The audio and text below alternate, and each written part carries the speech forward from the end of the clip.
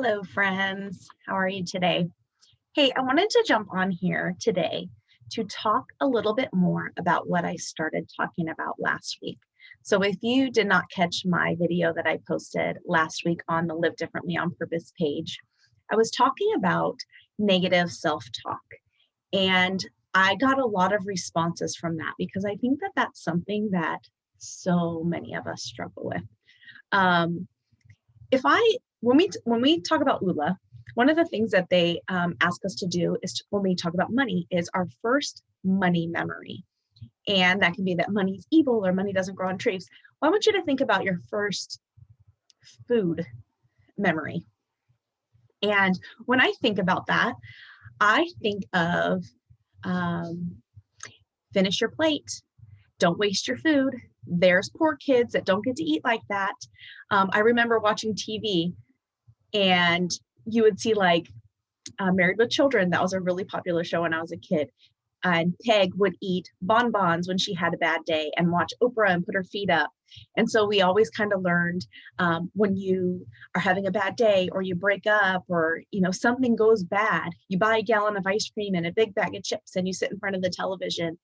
And we've created a culture of hiding our feelings and covering our feelings with food. That is something that I have also struggled with. I have a bad day and I tell myself, well, I deserve this because I had a bad day. And that is the wrong way of thinking. Last week I shared the book that I was reading called Women, Food, and God. And it really talked about just feeling the feelings. Stop trying to cover everything up. Just feel the feelings. When I also think back on food memories and weight things and stuff that I've heard, we have this expectation to meet. As women, we have to look a certain way. We have to be a certain type of mom. We have to have a certain type of career. Like we have to check all these boxes.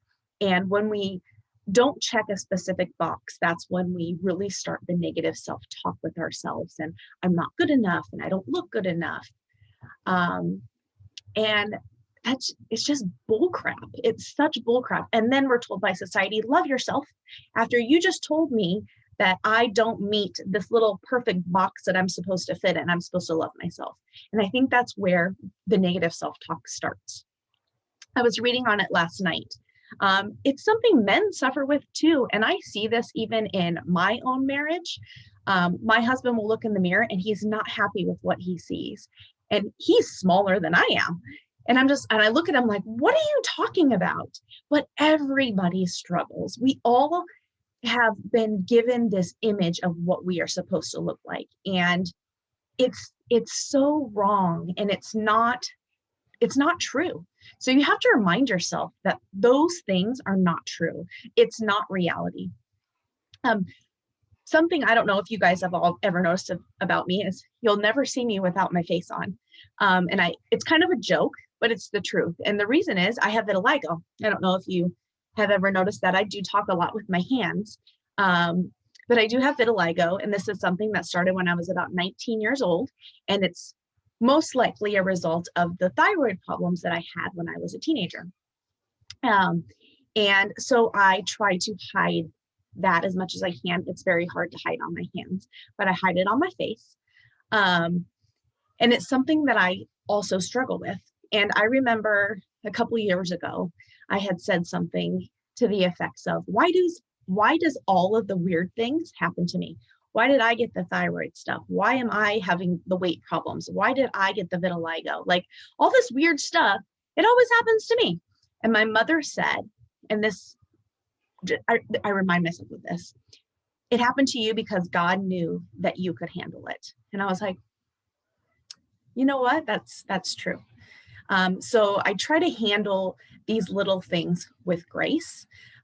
Yes, it does hinder some, things for me. And it kind of makes me stop and like, oh, I don't want people to see this, or I don't like the way I look today, or I question things. But I also remember that everybody struggles with things. I was talking to my sister last week after I had posted that video, and I was talking about, we're so self-conscious about the way that we look. And so we hide certain things. We don't wear certain things. And we think if we hide it, no one will know. The reality is nobody's going to know because everyone's so worried about themselves and how they look that they're not even paying attention to you.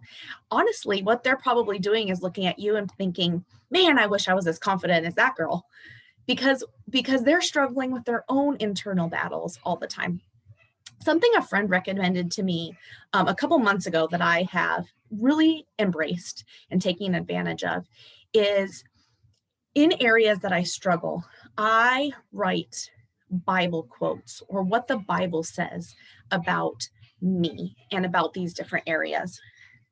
And so I want to share some of these things with you that I have on sticky notes, and I have them posted all over my house. So if you ever come to my house and you see all these sticky notes, that's why they're my reminders of who I am. I have this one above my vitamin cabinet, and it says, I am so blessed. Luke 1:45. Blessed is she who has believed that the Lord will fulfill his promise to her. I have this one on my door when I leave the house. Joshua 1:9. Be strong and courageous. Do not be afraid or discouraged. The Lord will be with you wherever you go. I have this one on a mirror before, like I usually check the mirror before I leave by my front door. It's Galatians 6:9. Let us not become weary in doing good, for at the proper time we will reap a harvest if we do not give up. I have this one by in my room by like some perfumes and stuff. It's 1 Peter 3. Your beauty should not come from outward adornment such as elaborate hair, clothes, or jewelry. Rather, it should be that of your inner self, the unfading beauty of a gentle and quiet spirit, which is of great worth to God. And then I have this one in the mirror when I'm getting ready in the morning. It says, I am beautiful. Song of Songs 4:7. You are altogether beautiful, my darling. There is no flaw in you. And then because I get a little bit frustrated with my children sometimes, I have these ones in my kitchen because that's usually where my sense of frustration starts. My girls, I wrote Psalms 27:3. Children are a heritage from the Lord, offspring, a reward from him. And then I put, I show patience, Exodus 14:14. The Lord will fight for you. You only need to be still. And then anger, Proverbs 14:29. Whoever is slow to anger has great understanding, but he who has a hasty temper exalts folly. So those are just a few little things that I do to remind myself of who I am. I know we all go through these struggles where we look in the mirror and we don't like who we see. We feel that we're not meeting up to the expectation that the world has put on us, and it's not true.